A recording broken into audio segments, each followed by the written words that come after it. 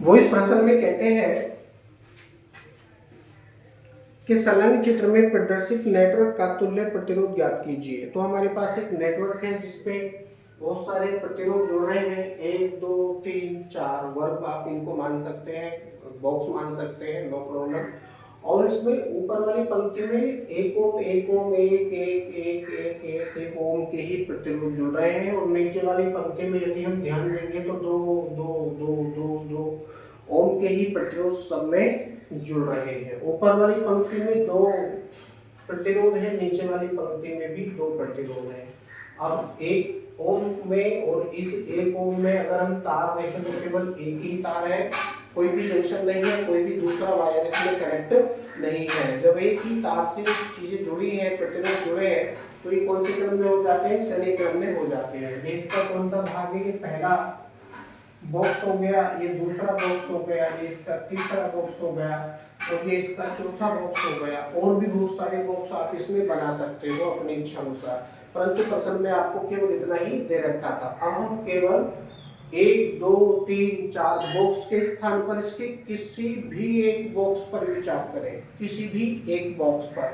तो मान लीजिए हमने स्टार्टिंग का जो बॉक्स है, बॉक्स नंबर 1, इस पर ही विचार किया, इस पर ही हमने विचार किया। तो ऊपर की जो पंक्ति है उसमें सभी प्रतिरोध, अगर बॉक्स को देखें तो सब श्रेणी क्रम में है। बॉक्स 1 में देख लो तो इनके बीच में भी एक तार है, एक ही तार होने के कारण ये दोनों प्रतिरोध श्रेणी क्रम में आ जाते हैं। बॉक्स 2 में देख लो, इसमें भी 2 प्रतिरोध ऊपर एक ही तार से जुड़े होने के कारण श्रेणी क्रम में है। तीसरे बॉक्स में भी ऐसे ही, और चौथे बॉक्स में भी ऐसा ही हमको प्रतीत हो रहा है। ओके, कोई भी और अन्य तार इसमें नहीं है। तो इस बॉक्स 1 में ऊपर की जो पंक्ति है उसमें जुड़ने वाले दोनों प्रतिरोध श्रेणी क्रम में है, ठीक वैसे ही नीचे की पंक्ति में जुड़ने वाले दोनों प्रतिरोध ये भी श्रेणी क्रम में ही है, क्योंकि बीच में केवल एक ही तार है, कोई दूसरा तार अटैच इसमें नहीं किया गया है, इसलिए ये दोनों प्रतिरोध भी श्रेणी क्रम में। ठीक है, तो लिखेंगे नेटवर्क में जुड़े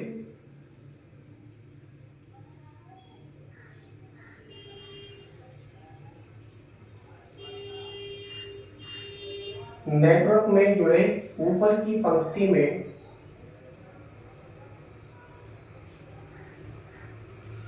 ऊपरी पंक्ति में या ऊपरी पंक्ति के दोनों प्रतिरोध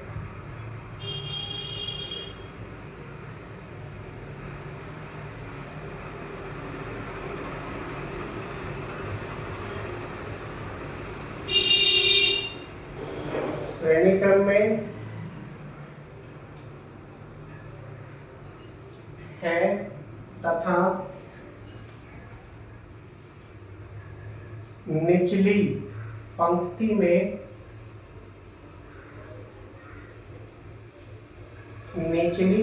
में जुड़े प्रतिरोध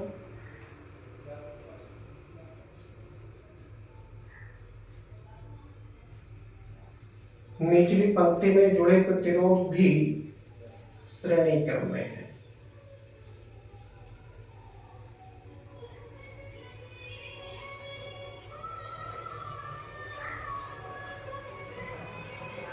केवल बॉक्स 1 में चर्चा कर रहे हैं, ठीक है, बाकी चीजें तो हम बाद में देखेंगे। अतः प्रतिरोध,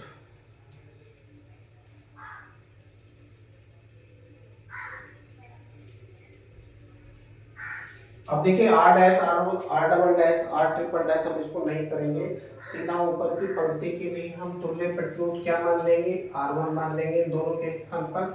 नीचे की पंक्ति का तुल्य प्रतिरोध क्या मान लेंगे? R2 मान लेंगे। बस R1 और R2 से ही हम काम चलाएंगे प्रत्येक के लिए। ओके, तो क्या हो जाएगा? ऊपर की पंक्ति के लिए यदि इसको करेंगे तो क्या प्राप्त होगा?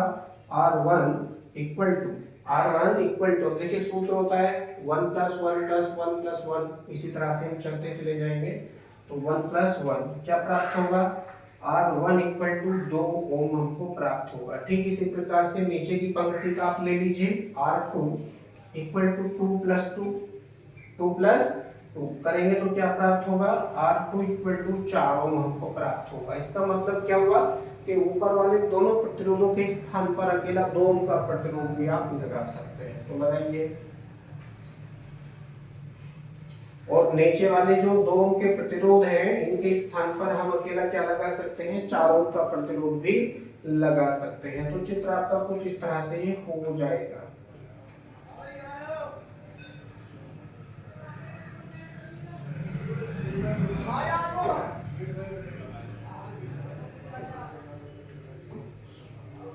ठीक है, ये मान लीजिए R1 आ जाता है, वैल्यू इसकी 2 ओम।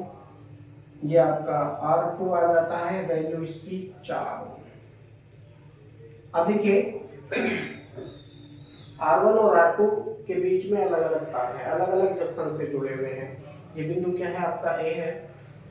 A पर आने के पश्चात ये धारा 2 भागों में बढ़ जाती है, कुछ ऊपर भी कुछ नीचे भी। ठीक इसी तरह से आगे चलती चली जाएगी। बहुत सारे नेटवर्क हमारे पास में उपलब्ध है। तो R1 और R2 अलग अलग तार से जुड़े होने के कारण समांतर क्रम में है। अब इस समय कौन से क्रम में है, समांतर क्रम में है। तो लिखेंगे आप तुल्य प्रतिरोध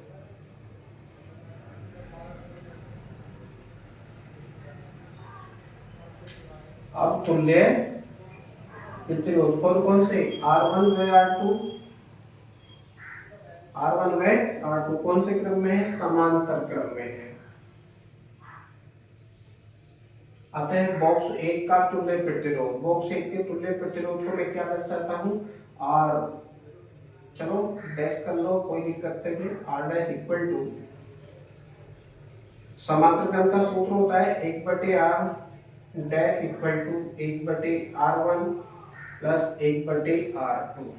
इसका हम यहाँ पर प्रयोग करेंगे तो क्या प्राप्त होगा, 1/R dash equal to 1/R1 के स्थान पर 2 प्लस 1/, इसके स्थान पर 4। ठीक है, कुछ इस तरह से ये हो जाएगा।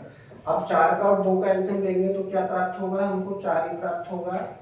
2 से कटेगा 2 बार, 4 से कटेगा 1 बार, 4 से कटेगा 1 बार। पलट लेंगे तो क्या प्राप्त होगा, R डैश इक्वल टू 4/2 और 3 प्राप्त होगा।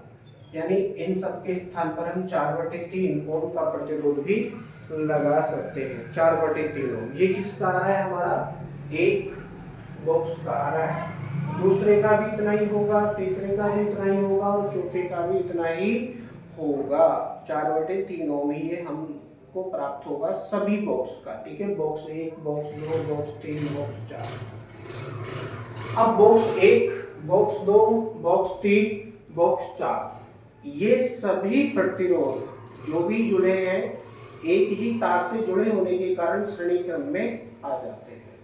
ठीक है, या फिर आप क्या कर सकते हैं, इन सभी बॉक्सेस के स्थान पर, इन सभी बॉक्सेस के स्थान पर अब देखो मैं क्या प्रयोग करने वाला हूं, क्योंकि तुल्य प्रतिरोध तो हम एक बॉक्स का ज्ञात कर चुके हैं, कितना प्राप्त हुआ, 4/3 ओम हमको ही प्राप्त हुआ।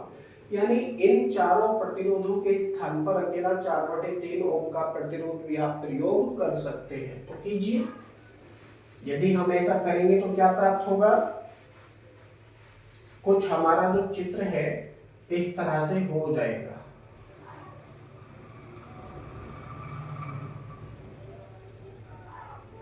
इसका नाम है R डैश और इसकी वैल्यू है 4/3।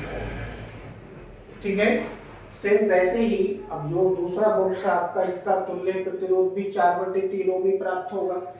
ठीक है, क्योंकि तीनों में बिल्कुल बराबर बराबर प्रतिरोध लगे हैं और इनका क्रम भी बिल्कुल सेम है, क्रम भी कैसा है, बिल्कुल सेम है। तो इन सभी प्रतिरोधों के स्थान पर भी हम क्या लगा सकते हैं, अकेला 4 ओम का प्रतिरोध लगा सकते हैं। तो ये दूसरे बॉक्स के स्थान पर हो जाता है। इसका नाम भी मान लो R डैश है, उसकी वैल्यू कितनी प्राप्त होगी, 4/3 ओम ही हमको प्राप्त होगी। ठीक है, तीसरा वाला बॉक्स है, इसको भी आप साफ कीजिए। इसके स्थान पर भी क्या लगाएंगे, 4/3 ओम ही हम लगाएंगे। नाम है इसका R डैश और वैल्यू है 4/3 ओम। ओके, अब आगे वाला जो आपका अंतिम बॉक्स है इसको भी आप हटाइए और इस बॉक्स के स्थान पर भी हम 4/3 ओम ही प्रयोग करेंगे।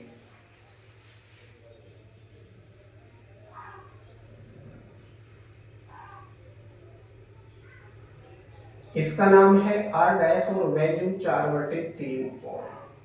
अब देखो क्या प्रतीत हो रहा है। इन सभी प्रतिरोधों के बीच में केवल एक ही तार है, कोई और जंक्शन नहीं है बीच में किसी प्रकार का और दूसरा तार नहीं है। केवल एक ही तार जुड़ा होने के कारण या सभी प्रतिरोध एक ही तार से जुड़े होने के कारण कौन से क्रम में आ जाते हैं? श्रेणी क्रम में आ जाते हैं। तो लिखेंगे अब सभी तुल्य प्रतिरोध, सभी तुल्य प्रतिरोध कौन से क्रम में आ जाते हैं? श्रेणी क्रम में।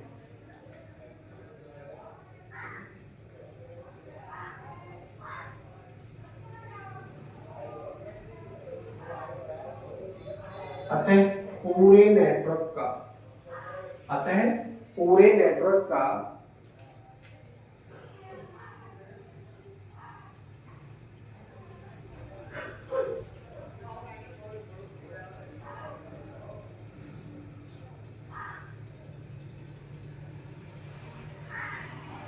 पूरे नेटवर्क का तुल्य प्रतिरोध, मैंने उसको आर डैश से दर्शाया था, मैं इसको आर डबल डैश से दर्शाता हूं। तो R double dash equal to हो जाएगा R dash plus R dash plus R dash plus R dash, 4 1 2 3 4 है ना, बराबर है। तो क्या हो जाएगा ये 4 आर डैश हो जाएगा, यानी R double dash equal to 4 R dash. Value रखेंगे आर डैश की वैल्यू 4/3 ओम। तो R double dash equal to 4 गुणा 4/3, 4 गुणा 4/3 कितना हो जाएगा? 4 चौक 16, 4 चौक 16। तो मैं इसको लिख सकता हूँ आर डबल डैश बराबर 4 चौक 16/3 ओम।